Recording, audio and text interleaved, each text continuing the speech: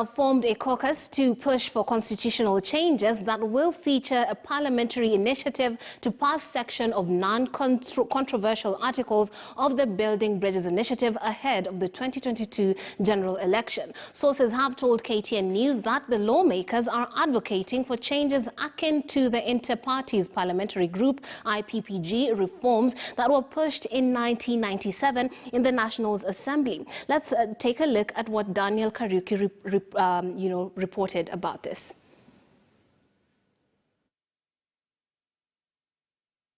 The standoff that has befallen the Building Bridges initiative in recent weeks has left proponents and opponents navigating through murky legal waters, with a referendum looking unlikely by the day.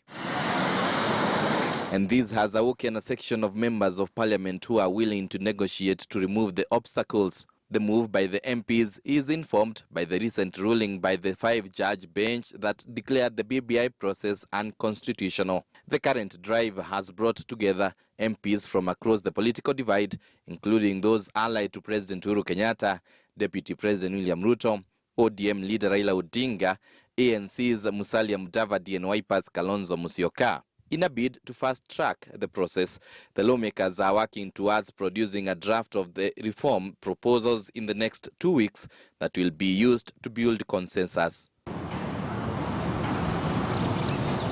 Sources have told KTN News that the initiative is being driven by Nairobi Senator Johnson Sakaja and the One Kenya team from the Senate, with an aim of bringing more people on board.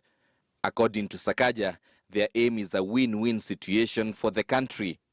Sakaja has likened the process to the clamor for reforms through the Inter-Parties Parliamentary Group (IPPG) in the late 90s. KTN News is also in possession of a list of more than 13 MPs that have been proposed into the caucus. They include Siaya Senator James Orengo, his counterparts Mithika Linturi of Meru, Makueni's Mutula Kilonzo Jr., Kericho Senator Aaron Cheriot, his Elgeyo Marakwet counterpart Kipchumba Murkomen, among other senators.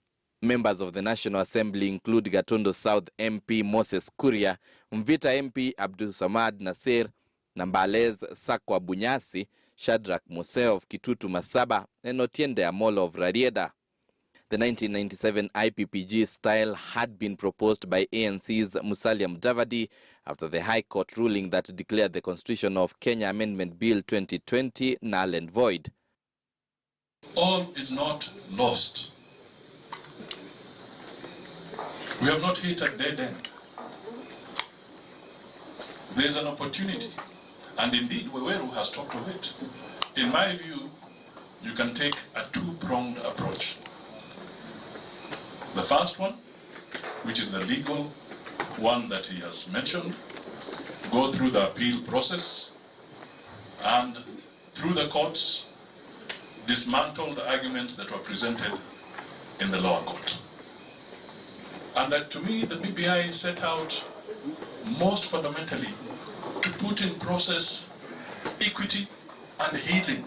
This comes barely a day after the Kenya Conference of Catholic Bishops said it is no longer possible to hold the referendum before the 2022 general election, calling on the plebiscite talks to resume after the 2022 polls.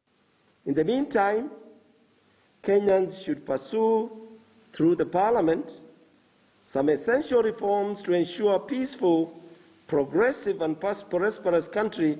The MPs say their move is to avert possible rush to the 2022 elections.